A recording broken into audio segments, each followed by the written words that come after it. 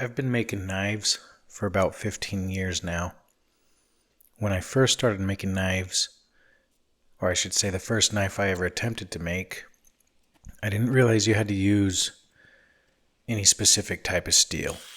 And so I went to Home Depot and I bought a bar of mild steel. I just thought it was just steel. And I attempted to make a knife out of it. I think I was in my parents' garage and I just used an angle grinder and started shaping it and grinding out a knife profile. And quickly, before I got too far on it, I did some research and realized that mild steel doesn't make a good blade. You need some sort of tool steel, high carbon steel, spring steel, something that is hardenable. And so I quickly did some research and realized that people were making knives out of all sorts of things. Files, saw blades, leaf springs from cars. And so me and my cousin went and we bought some files and we shaped some knives out of bastard files.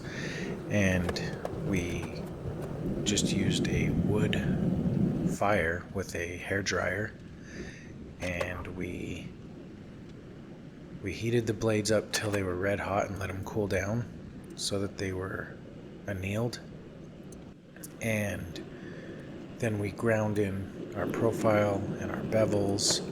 I think we used mostly a bench grinder. I'm trying to remember. I know the first knife I ever made, I didn't have very good equipment, but we shaped these knives and did a pretty decent job and just used some standard, I think it was poplar or some sort of wood you could buy at Home Depot that wasn't just pine. And we made some scales, and pretty sure I used mild steel pins, and I can't remember if we epoxied the handles on or if we just pinned them on and peened over the pins. But the knives turned out, I mean, it was ugly.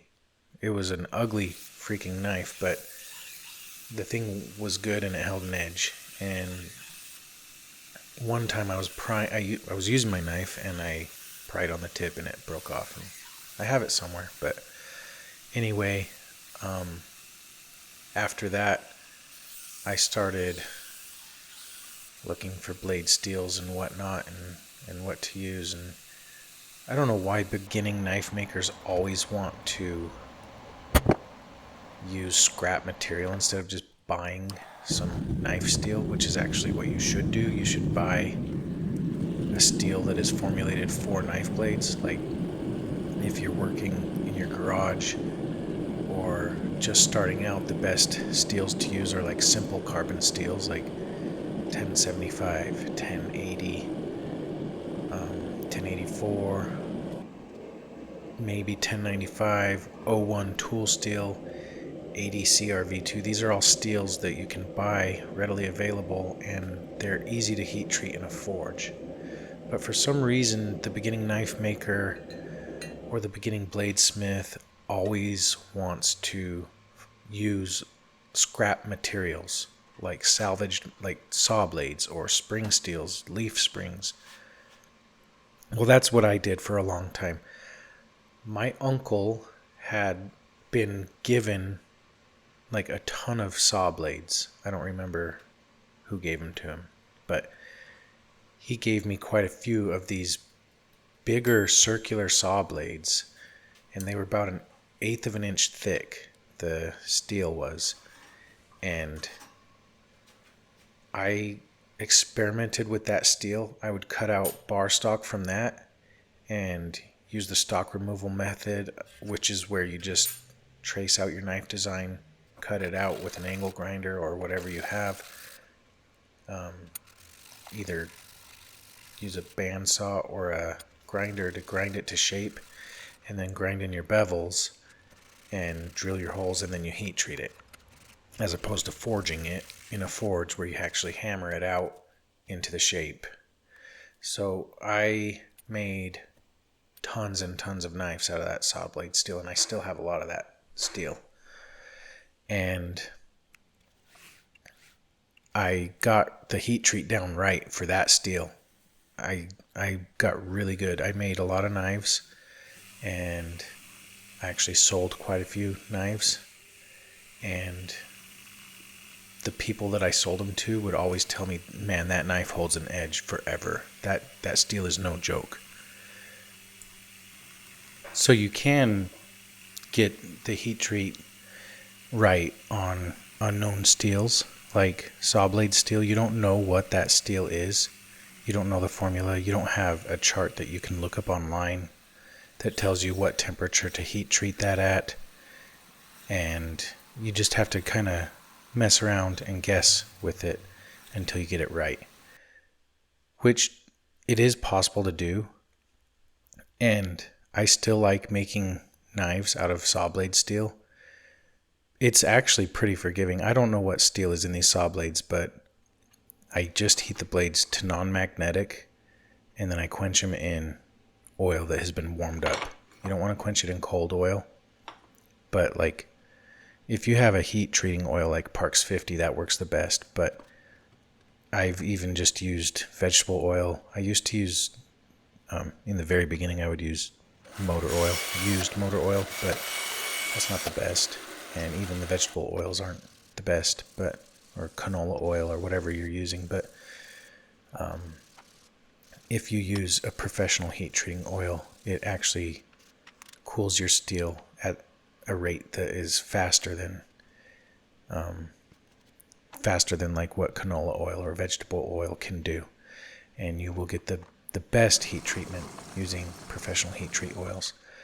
But like I said, I had a lot of success using canola oil, and you can do it, and it's fun to mess around and make knives, especially if you're just using them for yourself. Like, who cares? Heat treat it, mess around, use the scrap steel, figure out how to make the knife, and it's fun to work with your hands and learn how to make it work, basically. And you won't be able to just look up the proper temperature to heat treat it at, and if you're using a forge, you're not even going to know the proper temperature anyway. You're just going to look at how the steel looks. Is it red hot? Is it orange? Is it yellow? Is it white hot? These are all things you learn about when you're knife making.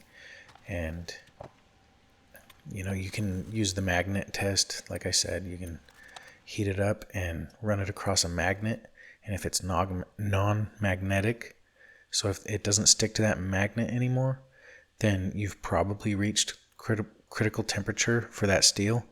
If it's a simple carbon steel, that's a big if. But for like saw blades, leaf springs, that kind of stuff, it's pretty well known. Yeah, that works. So you can do that. And then if you're not selling the knives, like, who cares? If it doesn't hold an edge, okay, it didn't work. Maybe try again, make another knife. Do it till you figure it out. And this can be really fun. And like I said, that's how I started out making knives. And then I got into, buying proper steels like O1 tool steel, or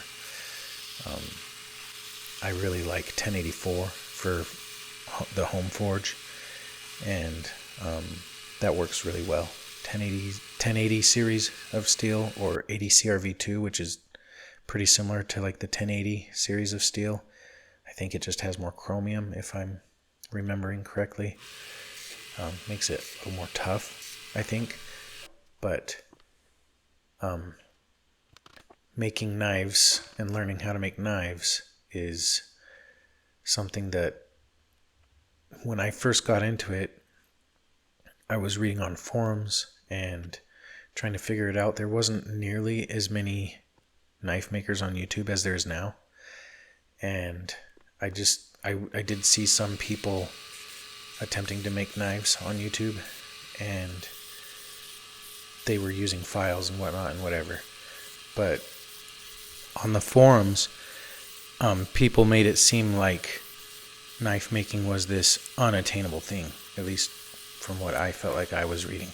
They made it seem like, if you use a saw blade steel and you don't know the exact temperature to heat treat that at, you will never make a knife out of that. It will never hold an edge. It's not a good way to make a knife. And I almost felt like there was some gatekeeping, like people just, I don't know, just acted like if you don't have the most high-tech equipment to heat treat and you don't have the proper steel that has all the known values and the known temperatures to heat treat it at, then you can't make a knife. Well, that's not really the way it is. I mean, humans have been making knives for thousands of years, cutting implements and tools, and sometimes they didn't have the best materials in the early Iron Age and whatnot and all that. But we've come a long way, and knife making is pretty attainable. I think it's fun. If you want to attempt making a knife, get some carbon type steel and give it a go. Heat it up, quench it in some oil, do your best, do some research, and learn about it. If you've listened to me this long, thank you. This is the video playing is me making a knife out of a saw blade, and this is a small knife that I plan to make a pocket sheath for and carry it in my pocket with, a leather fold over taco sheath that has a clip that can clip to the inside of your pocket. And I've made another one similar to this, and I just thought I would showcase this as I tell the story of how I got into knife making, and hopefully it can inspire any of you people out there that would like to make knives. It is doable. You can do it with minimal tools, but the more tools you have, it'll just be that much easier. Thank you for your time.